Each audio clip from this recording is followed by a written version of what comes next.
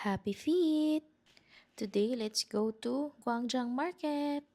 Ang Gwangjang Market nga pala ay isa sa mga markets dito sa South Korea na pinupuntahan ng mga locals. At dahil nga nagiging sikat na sila sa social media ay pinupuntahan na rin ito ng mga foreigners. Pero kahit maraming tourists, masasabi ko pa rin na sobrang affordable ng mga paninda dito.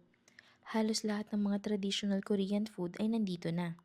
Especially yung mga common na street foods na makikita nyo sa ibang parts ng South Korea.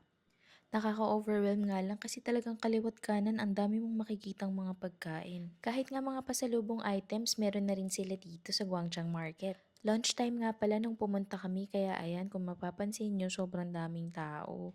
Pero ang talagang ipinunta namin dito ay yung kalguksu na sumikat sa Netflix Street Food Asia.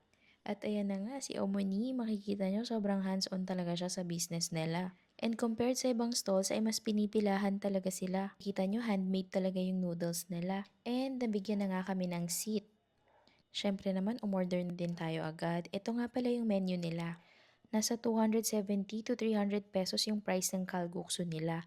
At ito, sobrang bilis nga rin ng serving. Sobrang sarap din talaga guys. Tama nga yung reviews ng iba, very homey yung lasa. Sobrang worth it kasi masarap at talagang nabusog naman kami. Isama nyo na to sa itinerary nyo guys, worth the visit, promise. Bye!